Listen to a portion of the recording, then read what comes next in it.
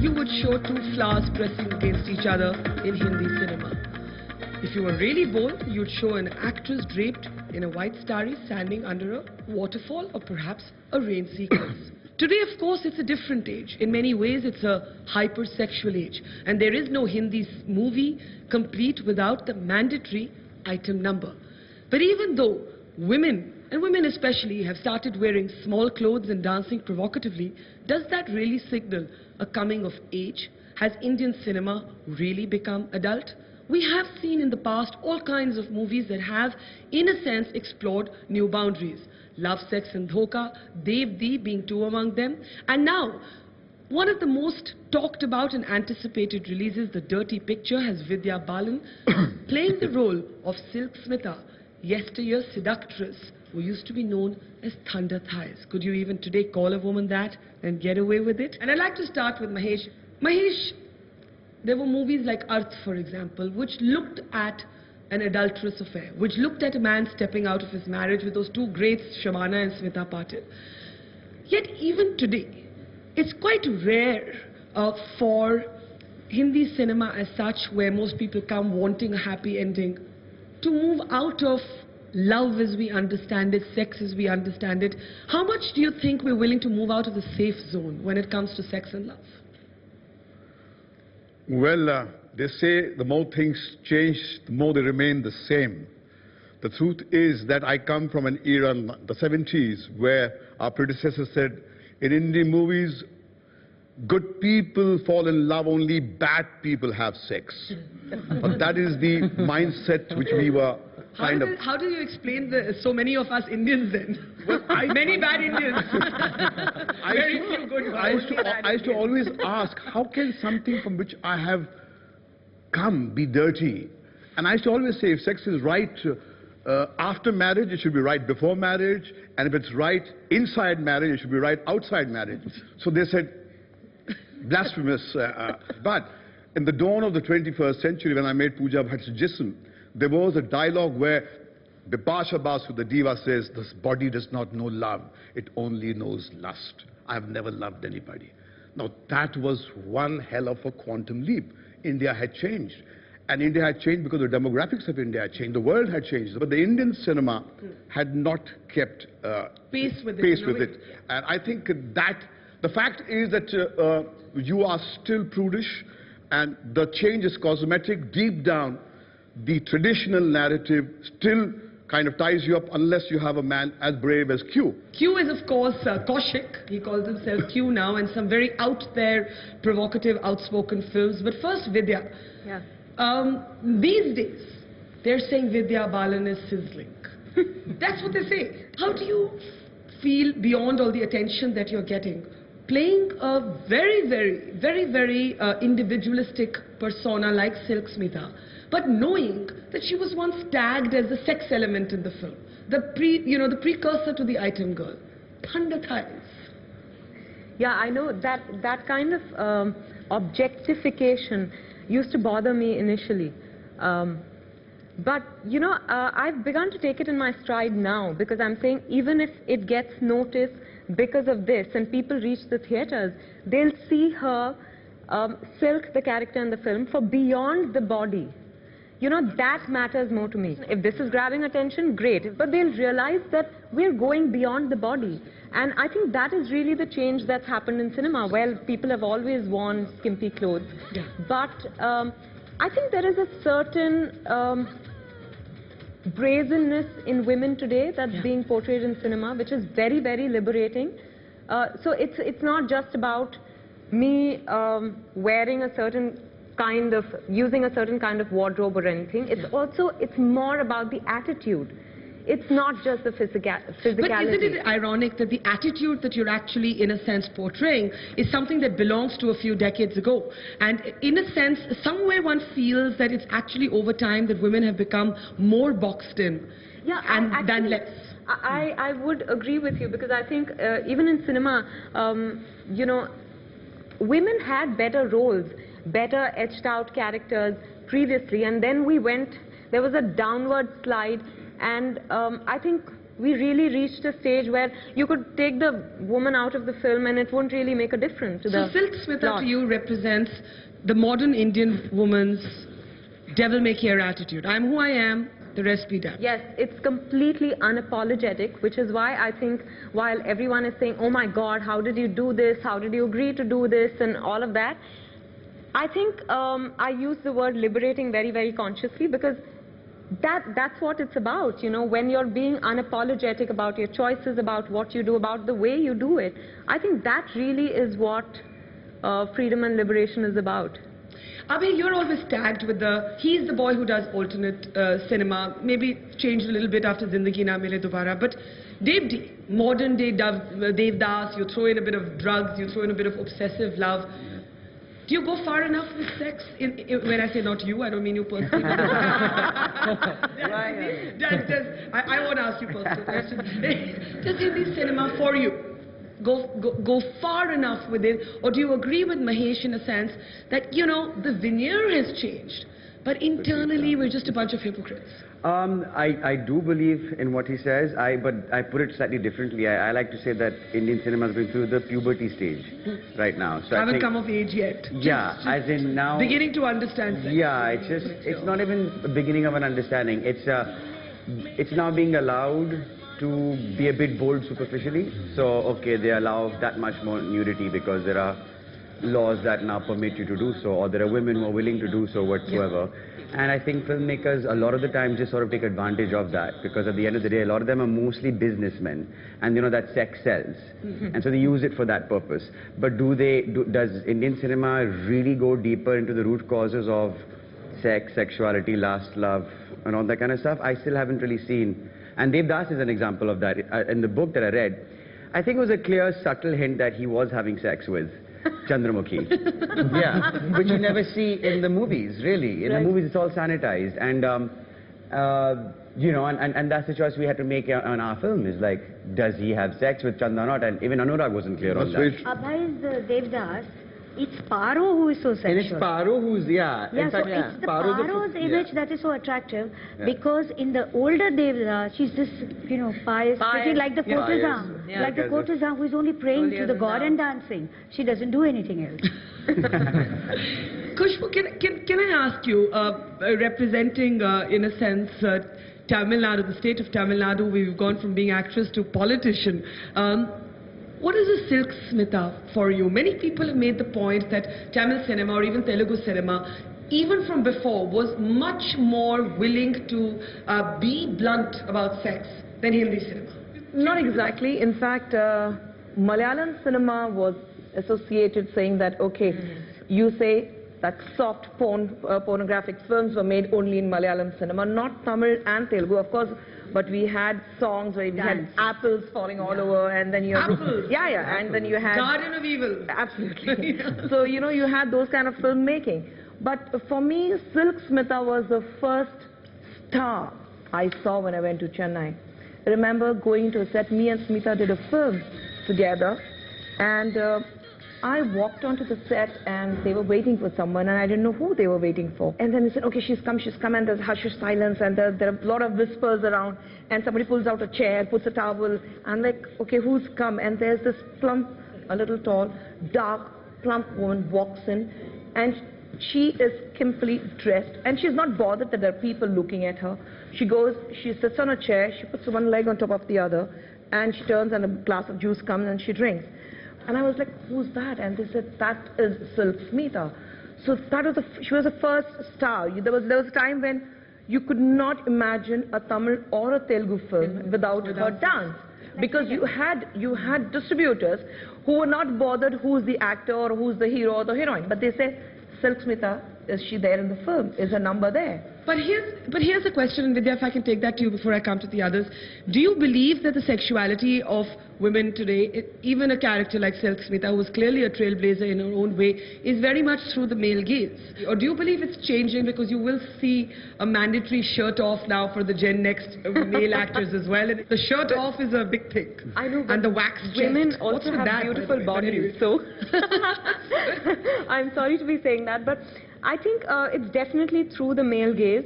But having said that, I do think there is a certain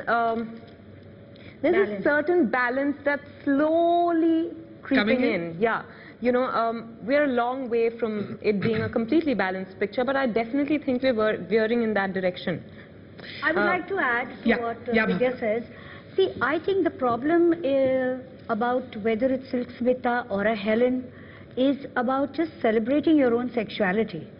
All this while, whenever the hero is praising himself, like he says, kisko pyar karo, isko pyar karo, usko pyar karo, it's okay. If the hero praises a woman and says, tumsa nahi dekha, it's okay. But if the woman praises herself, it destroys the male gaze, and they say, what's wrong with her? Like Karisma Kapoor saying, sexy, sexy, mujhe log bole, or kaate nahi karti, where Sri Devi gives a volatile body language, it's a problem. Mahesh and Abhi, can I ask you that before I come to Q, that in a sense, do you feel we're just trapped in a new set of cliches? You know, everybody says, I mean, to borrow that sort of old cigarette ad, you've come a long way, baby. I mean, have you? See, the truth is the economies of desire. That's what has been the lodestar. I mean, we as filmmakers are pleasure peddlers. But the fact is that you are in the business of gratification, not edification.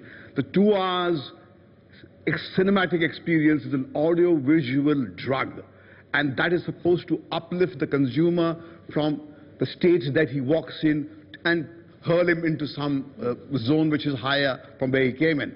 In that, roles women play stimulate, titillate, and some of us have been decorous, like Mallika Sherawat. When I used her in a film called Murder, we went around saying, no, we are here to titillate. We were not... We said that, look, I am like a call girl standing under a lamp on the street here to woo you. Is that just Mahesh Bhatt being Mahesh Bhatt and saying things for shock value? No, I think that I think the times are different. I think the generation can now take no nonsense, because in any case when our predecessors gave you the female anatomy under the waterfall, they knew what was actually being served. But my boss, I remember the great Raj Khosla, he said, look, the Indian has a great appetite. He has a sweet tooth for sex. But don't tell him that he likes it. It's like when you go to a shadi, you give whiskey to your friend in Coca-Cola. Don't serve him neat in front of his dad. He'll have a fight with you. Allow him so give him through the back door. That's why you... Allow him his deniability. Yeah, give him that. You want to come in there? No, but I think, Bhavna said something very, very valid. I think now we've begun to celebrate it as women. So I think that while there is a certain sense of exploiting the woman's body, like he said, to titillate or for whatever else, now women have begun to say, but I'm enjoying my body, I'm enjoying showing it off, I'm enjoying the attention, so be it. Of course. You know, that's the difference clearly. But here's my question, Abhi, and then coming to Shilpa and Q. Some people would say that what Madhubala could do with her eyes, Mallika Sherawat cannot do with her breasts. Why are they watching Mallika Sherawat then? Why are we watching Mallika Sherawat then? Yeah, why? Abhi? I think it's how we're starting to, what do we perceive as sensual or sexy, you know, and subtlety has gone out the door today. You know, and that's the tragedy of it. And in fact, I think we're going further back in time and not forward. I can make a film on prostitution and sell it for, let's say, beautiful call girls and sexy girls, come watch this movie. But does the film have any substance? Does it make any argument for or against prostitution? You could still package that in and sell sex. The mother of all questions, Parkha, that we need to address here is, ever since the medium of cinema was created, the fight for its soul is going on. Whether the religious mindset is going to use it as a vehicle to sell its point of view, or the carnival creators, the people who are in the carnival business, are going to use it to titillate, to celebrate, and to lure people. That's the fight. You say one is okay, the other is not okay. So you're saying it's still the whiskey glass with the tissue wrapped around it. Yeah. Kaushik, you've done something that's probably not going to get past the censor board. You've taken an abuse that we've all heard. If you take a bus, a local train, if you just sit around a dhaba, if you sit in a rich drawing room in South Bombay, you'll still hear the same word, and you've made it the title of your film. I'm not even sure I can get the word on and get this program on TV. That's your bad luck, man. So your film is called Gandu.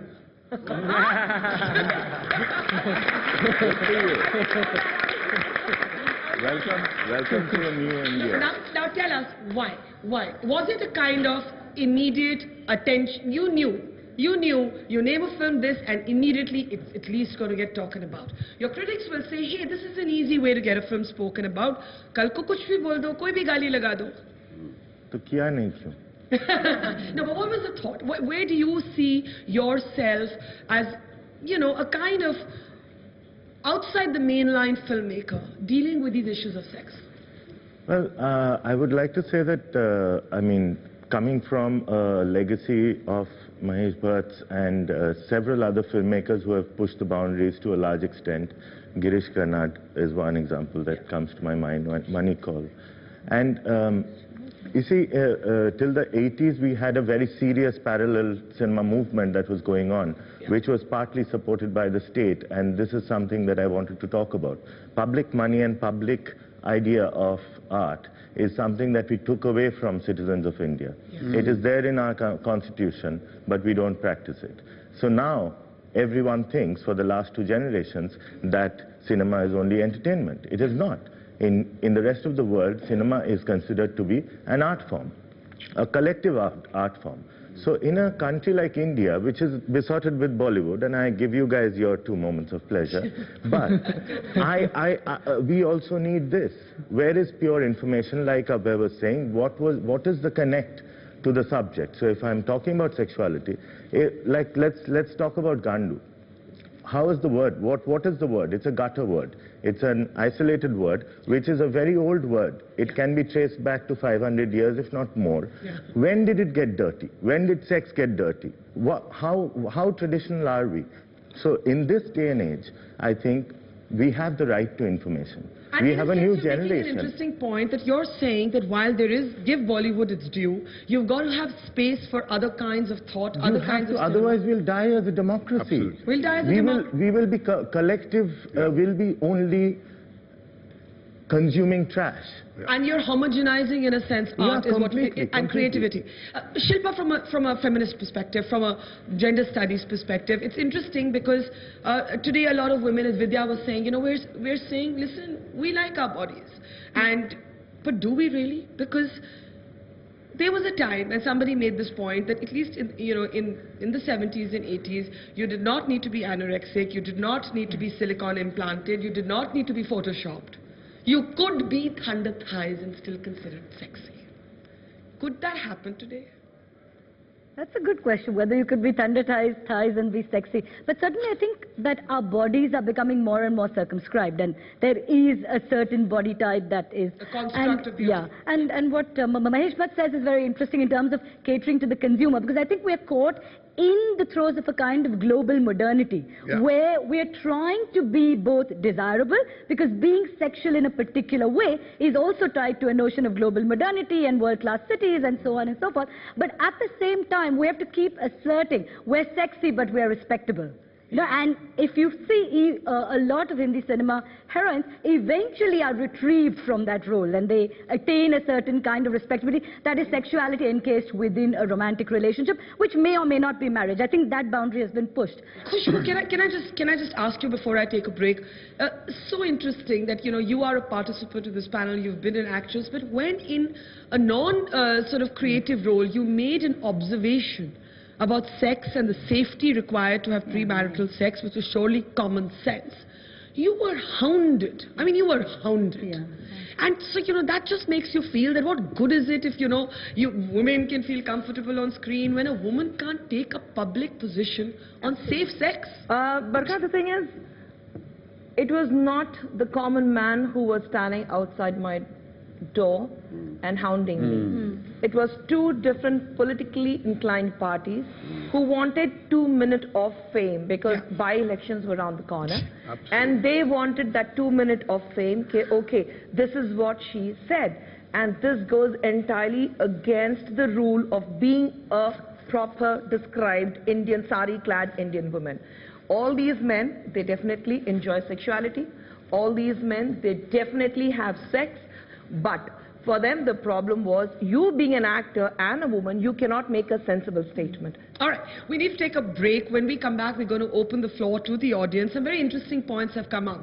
Women say, and the women on this panel are saying it, we're more comfortable today with our bodies and who we want to be. But Shilpa's making a very piercing observation that would we still be that if we were regarded as loose? Do we still seek to be respectable? What about a phenomenon like slut walk? For example, that phenomenon was embraced in India. Also, where are the gay relationships in Indian cinema? Coming back in just a few minutes with your questions.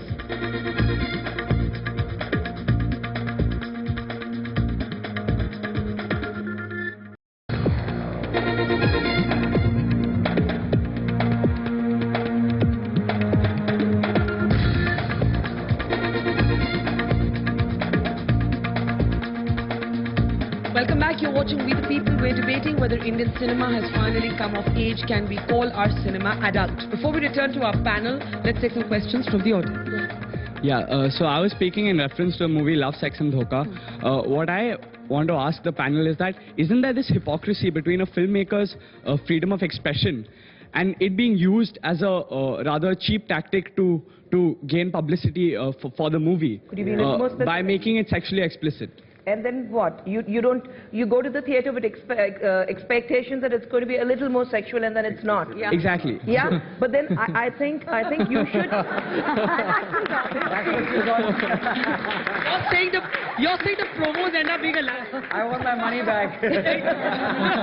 Sorry, Abhi, what are you saying, Abhi? Yeah. No, I think Khushbuji put it very well in front of the guy. Like, okay, you expected to be sexually explicit, and you're saying that it was not, and so you sold the wrong product to me? It's like or you're taking undue advantage? The excuse that's given is about Indian cinema raising itself to international standards about how liberal it is regarding sexual matters. But all it ends up actually being is just a promotion stunt. No, but so, Sweetheart, you need to be in censor board. He needs to be in censor board. Mahesh, do you want to take that? Just get this straight. A spider weaves the web to catch a fly, not to get praises from you guys. We make movies to catch you and make you sit on that ticket chair and pay for it. That's it. No, and we use all tricks to get you inside the cinema hall. Vidya, do you want to take that? Because it's your promotionals right now that are sort of being talked about the most. Yeah, absolutely. But I think beyond the promise of sex and your disappointment, which is very, very I think that's an element in the movie which gets publicized, which attracts people very easily. But that was exactly my point. The film is beyond that. Khushbuji was just telling me about this, instance when a very senior actor walked onto set and she crossed one leg over the other. And when she said, you can't do that, he's a very senior actor, she said, it's my body, it's my leg over the other. So, that's the attitude. That is a front runner for me.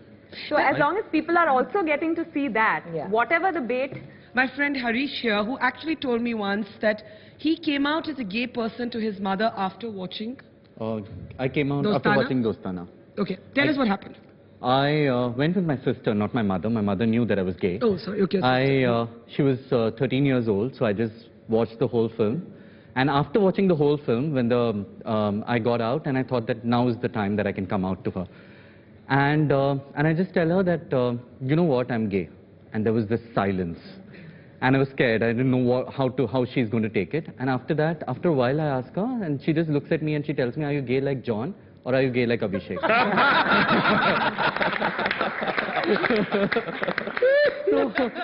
so I personally believe that if you really ask me, we speak about commodification of women. Please, let there be more commodification of men as well. because you'll not believe the amount of gay people, we thrive for seeing a little bit of sleaze when it comes to men. We loved you in skimpy clothes and... You're telling Abhi? yeah, you were looking damn sexy, and I feel that why should straight men have all the fun? I feel girls and gays have the equal right. But Abhi, can I ask you that have men come to terms with playing characters? For example, you had Sean Penn in Milk, and we were talking about this. That would you today have a guy who wants to preserve his machismo in the minds of the public, who he sees to be his female viewer? Would he be able to and willing to cross over and play that gay guy who Harish finds sexy? Well, with actors, I find a lot of insecurity on that front, where you are trying to project an image and hold on to it. And a lot of actors have found success for having a particular type of image. And so anything outside of that comfort zone, they will not experiment. And which is why a lot of the actors look just the same, you know. Okay, so now it's all about body and dancing well. And that's considered macho. Ironically, in the West, that's considered extremely gay. You constantly be showing your chest and posing, blah, blah, blah. Whereas over here, it's like, oh, the size of my muscles defines how macho I am. If it's dealing with homosexuality, it's usually, you know, sort of mockish, it's patronizing, they make fun of it, because they're too uncomfortable to actually take it seriously. You see, the mainstream cinema seeks acceptability. True. Yeah. What Khushbu said was something very interesting. She said that only the political parties were outside the door, not people.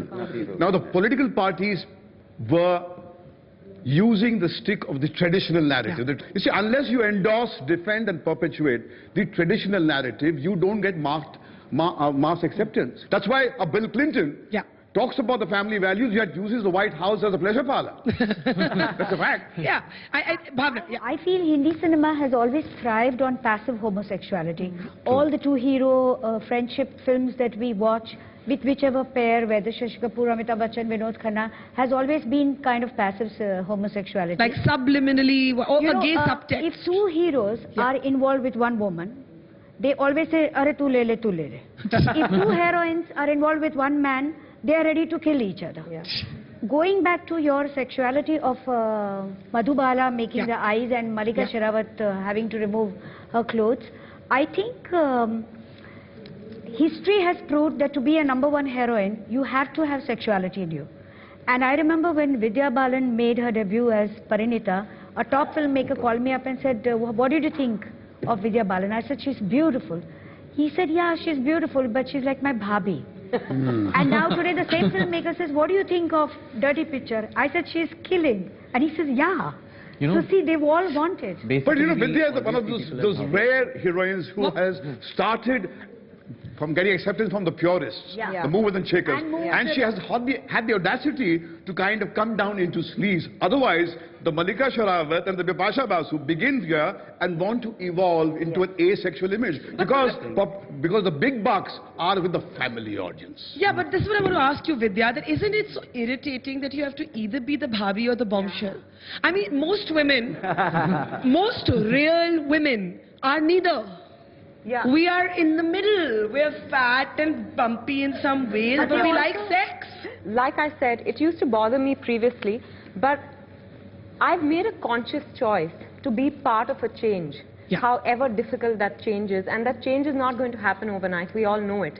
But when it comes to making those choices, I am aware that I have to push the envelope. And for me as an actor, you know, I want to be playing different people all the time. I don't want to be playing Vidya Balan on screen all the time. But was there a pressure to get out of a good girl image? Right. The pressure on today's actress seems to be, you don't want to be regarded as too good, but oh my God, you've still got to be able to be taken home to mummy and daddy. Yeah.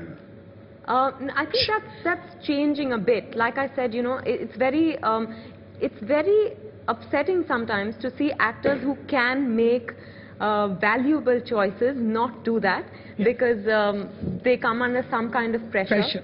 So I don't want to do a film that is so-called parallel and will not get seen by anyone. So I want to do it within the commercial setup and push the envelope. Let's take a question here. Okay. Most of the time what we are doing is that there is no awareness and the myths are being sold. I don't think of, I can't recollect one movie that talks about any sexually transmitted disease. The highest we've gone is probably HIV. Cinema as a medium could have done wonderful, but it's just been doing lousy job when it comes to awareness.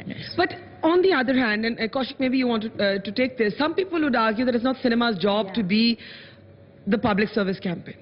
No, I think there should be all kinds. In a place like India, we need that. We need all kinds of cinema, all kinds of cinema, all kinds of literature, And people must have choices, and that's the whole point of having a democracy like ours.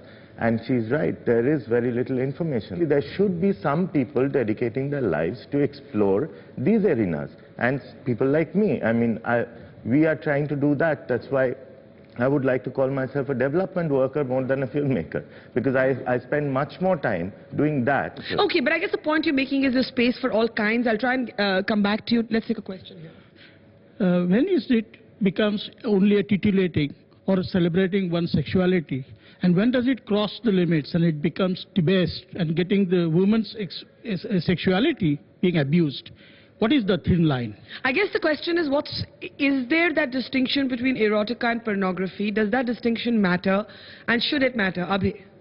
Well, it's very subjective, this individual. Yeah. What I might find pornographic, someone else might find artistic, or the other way around. When does that happen?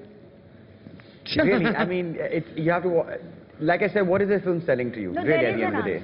There is an answer. It's what I like is erotic, what you like is pornography. Shilpa. Yeah, I actually think, I mean, why is there something wrong with pornography? Exactly. If we look at consent, okay? Exactly. If our marker of judgment is consent rather than morality, then we'd be looking at it with completely different eyes. But if you were to look just at pornography and say, was this film made consensually? Are people involved in it?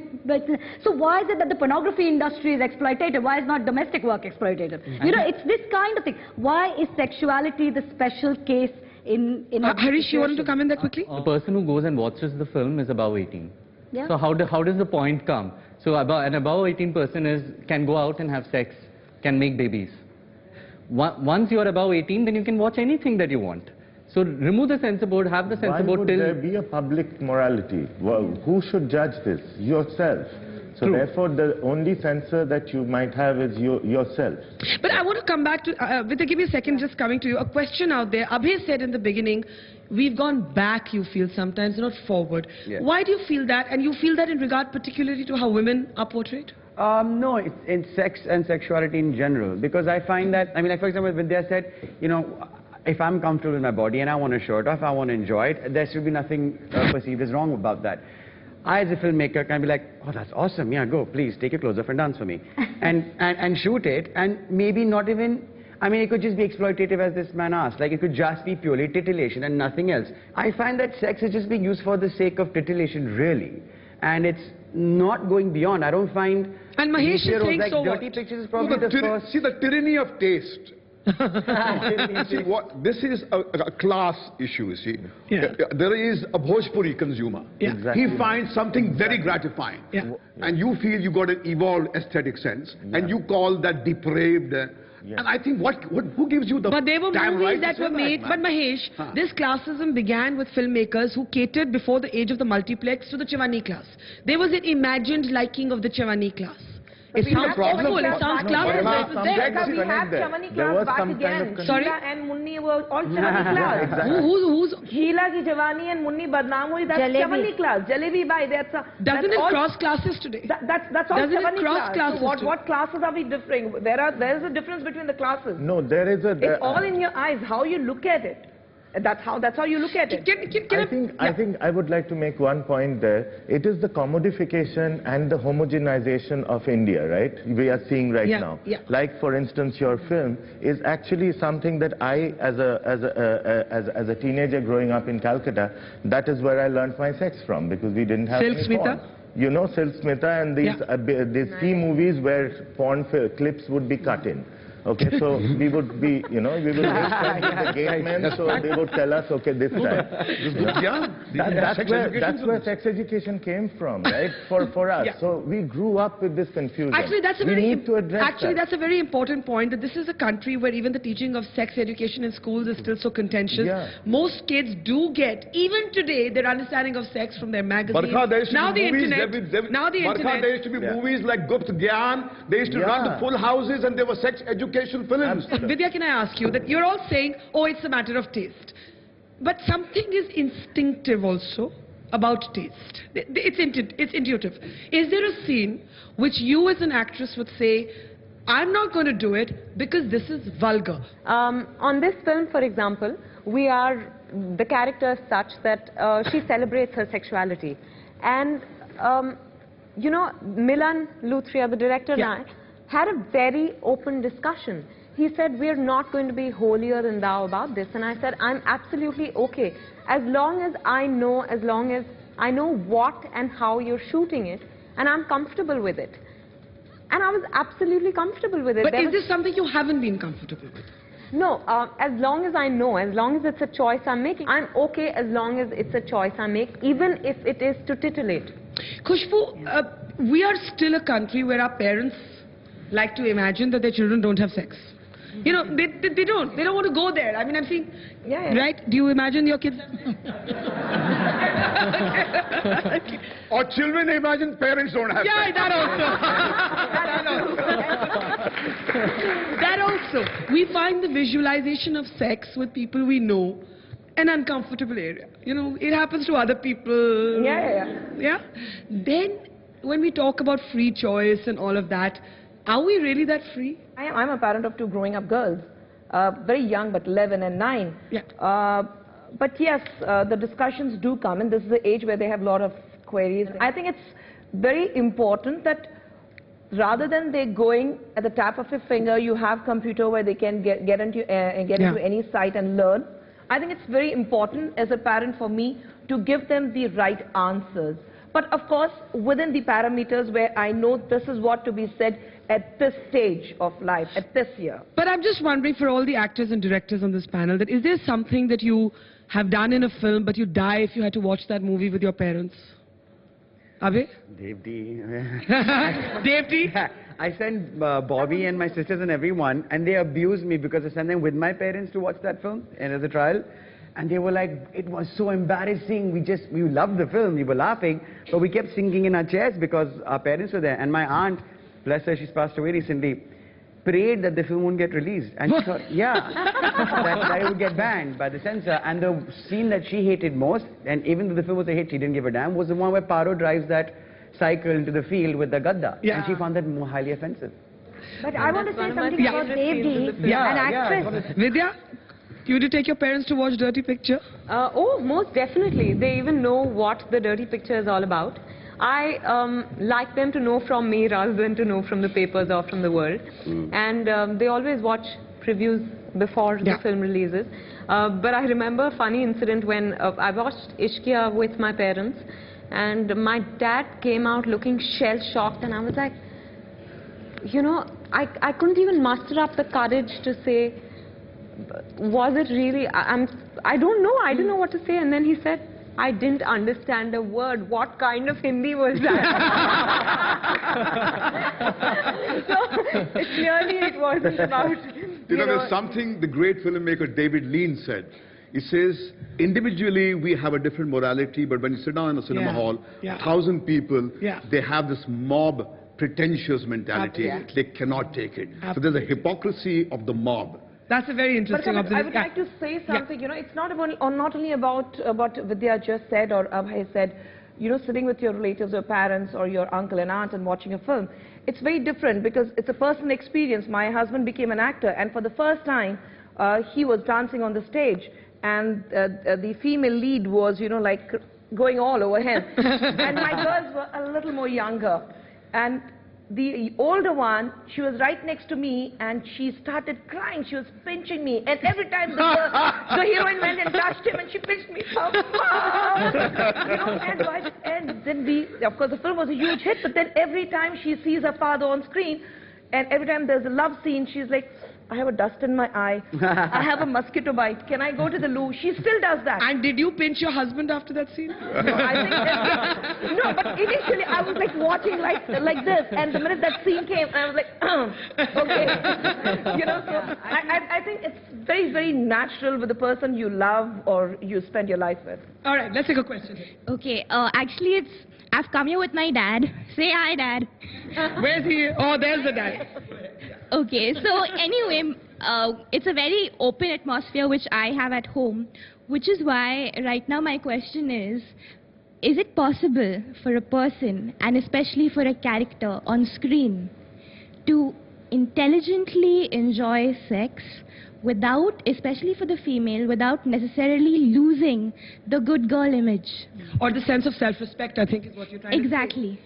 That's a really important question. Not that we're so interested in being good, but we want to feel dignified. I've seen in Bollywood the so-called young icons also having made their impact on the cinema landscape with a very provocative role, want to prune themselves of the sexual image, because I would say that mindset which I began with, that in Indian cinema only good people fall in love, bad people have sex. But Abhay, in a sense, this was speaking to what you've been trying to say. Yeah.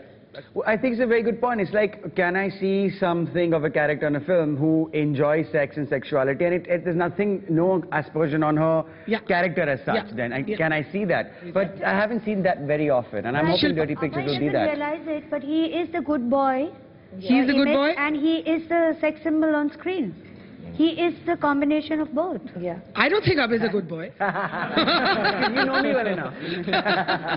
Just kidding. Shilpa, go ahead. But when you talk about choice and you talk about sort of dignity, I think that also is subjective, and we need to complicate that idea. But Vidya just said something very important. She said that when I discuss this and I make a choice, she said even if the choice is to titillate. Yeah. And I think that that's really important. Yeah. And the other point that Abhay just made about the scene that made his aunt uncomfortable, where this woman is actually exercising sexual agency. She's taking this mattress out into the field for the express purpose of having sex. And that's the scene that made, not the sex, but the fact that the woman was articulating and acting on her desire. That's very interesting. One question and then I've got to take up. Is cinema becoming more voyeuristic in nature these days? LSD was completely about voyeurism.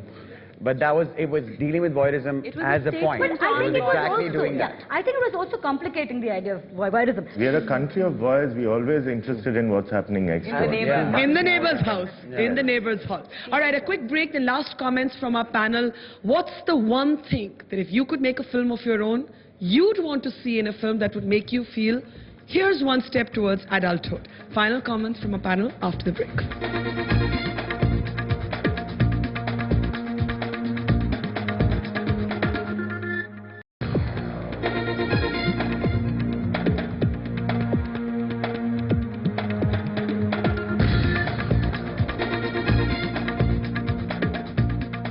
In this last segment on We the People, has Indian cinema really come of age? Is it really breaking new boundaries, or is it more of the same old stuff just repackaged in a more overtly bold avatar, but not quite? Before we take final comments from our panel, let's take some questions. Do we really think that as a part of cinematic experience, our audience has grown enough to differentiate between sensuality and sexuality? I think the minute he raises this question, that shows the mentality that you know the difference between the two. Yeah. So that definitely shows that you are grown up enough to understand what is sexuality, what is sensuality. Your question. Why is it that when we come to Indian cinema, it's always focused on women? We had John Abraham also showing off in Dostana, and even Neil Nitin Mukesh going nude in jail. Why is it that it's always focused on women? If a man sleeps around, he's a stud, and if a woman does, she's a slut. Yeah, exactly. You know what I mean? There is a lot of that. But also the thing is, I think to see a bare-chested man, also on one level, it's not like a topless woman, right? Yeah. A man's chest and a woman's breast, they're two very different things, you know, in terms of even ratings, PG-13 and R, you know what I mean?